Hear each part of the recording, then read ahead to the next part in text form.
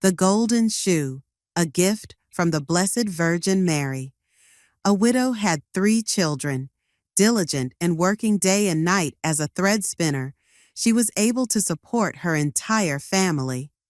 On the morning of the feast of Our Lady of the Rosary, the widow brought her thread to her close friends, hoping they would pay her for her spinning work. Unfortunately, everyone shook their heads, leaving her without a single penny, as none of them had money to pay. Before returning home, the woman stopped at a church and prayed before the statue of Our Lady of the Rosary. She whispered to the Blessed Mother, "O Mother of God, you are our mother. You know that I have nothing to feed my hungry children today. I won't light the stove because there is no flour and there is no bread left. Please help me because I am sad and desperate."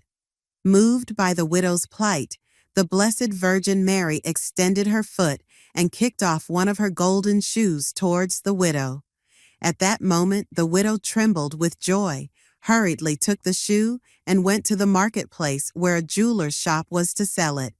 However, the shop owner recognized the shoe as belonging to the Virgin Mary, so she called the authorities, who came to arrest the widow and took her to prison.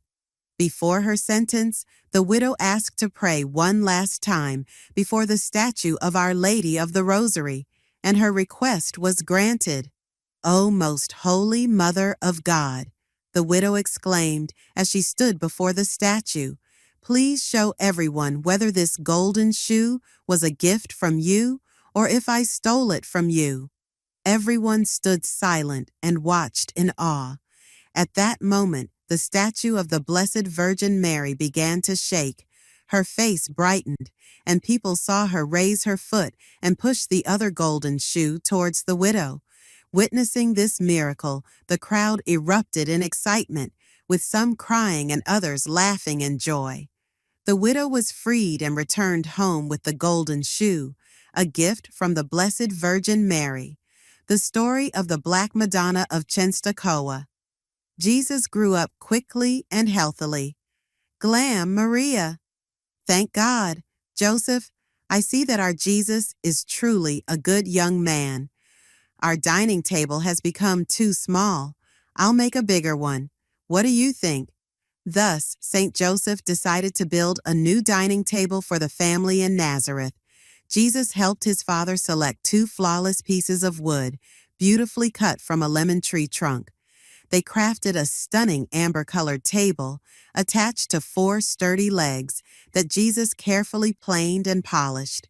Mother Mary prepared a dinner of snow mushroom soup to celebrate the new table. At this table, the family gathered daily for meals and celebrated traditional Jewish rites. It was also here that they observed the Passover feast each year according to the law of Moses. Father Joseph, Mother Mary, and Jesus often conversed and prayed around this table. Mary kneaded dough and prepared meals on it. Most significantly, it was at this table that Jesus declared he must set out to begin his public mission, the young healer and painter. At this table, Mary wept when St. Joseph passed away, and later during the dreadful days after Jesus' crucifixion. On this table, Mary packed her belongings before moving to the home of the Apostle John, Jesus' closest friend, as he had instructed before his death. Before leaving, Mary gazed at the table with tearful eyes and lovingly stroked it. John, understanding what she felt, decided as he often did, "Mother Mary, we will take this table with us." And Mary smiled. That table was the family's most precious treasure, holding cherished memories of Jesus and St. Joseph. As she looked at it, Mary recalled the warm smiles of her beloved family. One day, a young man came to John's house. He wanted to hear Mary recount the story of Jesus and write it down so that others could know it. The young man's name was Luke, a scholar and learned man. He was knowledgeable about the art of herbal medicine, an eloquent and vivid writer, and also a skilled painter. Some women who had been disciples of Jesus visited Mary, and they pleaded with Luke for a favor, to paint a portrait of the Blessed Virgin Mary. At first, Luke refused. "I am not worthy to do this, dear ladies. I fear my brush might spoil the image of our Blessed Mother." But the women persisted, and eventually Luke agreed. He began to search for a wooden table to paint on. Mother Mary noticed his worry and gave him a piece of St. Joseph's memorial table. At home, John also regularly celebrated the breaking of the bread ritual on this table. Luke began painting the portrait of the Blessed Mother. Sometimes she would sit quietly so that the young healer could sketch the features of her face onto the wood. Luke became absorbed in his work. He painted and prayed, occasionally kneeling in silent reverence. The holy women continued to visit, observing and making comments. "Why are you painting Mary so dark?" they asked. Luke replied, "Because the scriptures say, 'Daughters of Jerusalem, I am dark but beautiful, like the tents of Kedar, like Solomon's curtains.'" Why is baby Jesus on her left arm when mothers usually carry their children on the right? Didn't David sing that the queen stands at the king's right hand? So naturally, the child must be on the left, Luke calmly responded. He saw the fire of the Holy Spirit rest on her one day while painting. Luke had a vision of Mary and the apostles. Immersed in the contemplation of this holy mystery, he fell asleep, seeing the fire of the Holy Spirit resting upon her and the apostles.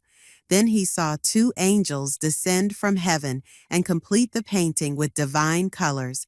When Luke opened his eyes, he found the painting fully finished, the Mountain of Light. The painting was given to the pious women of Jerusalem, and for many years it became a cherished piece, admired by many. People flocked to see the holy face of Mother Mary, including the poor, beggars, the disabled, shepherds, and camel drivers. There were also kings, princes, courtiers, and judges. Queen Helena wished to place the painting in her chapel in Byzantium. When the city was under threat, the painting was ceremoniously carried along the city walls, and peace was restored. Afterward, the sacred image was taken to Russia, where Prince Ladislaus of Opole acquired it. He decided to bring the holy painting back to Poland. The prince wanted to hang the painting in the nation's capital, but strangely, the image would repeatedly move from the designated place. Thus, it was placed on a cart pulled by 4 horses, and they proceeded slowly. At the foot of a hill called Yasna Gora, meaning Mountain of Light, near the city of Chenstokhova, the cart suddenly stopped. No matter how they tried, the horses would not budge as if their hooves were nailed to the ground. 4 new horses were brought in to replace them, but they too stood still. The hill echoed with shouts and the crack of whips from the horse drivers. The evening mist began to rise among the trees, as if the angels were mischievously spreading a white veil over the forest. The rays of the setting sun, like golden threads, wove the air into a magnificent picture. At that moment, Prince Ladislaus understood and decided to leave the holy image at the monastery at the foot of the Mountain of Light. Miraculously, the horses moved lightly again, heading toward the parish of Chenstokhova, where the image had first been placed. On the hill, where Mary herself had chosen, a large chapel was built, and it became a pilgrimage center, attracting many visitors. On Easter of 1430, a band of fierce robbers broke into the chapel. One of the thieves slashed the face of the painting with a sword. Those scars remain visible to this day, symbolizing that the Mother of Jesus continues to share the lives of her children, even in their suffering, difficulties, and painful persecutions. And her right hand continues to point to Jesus as the only way to salvation.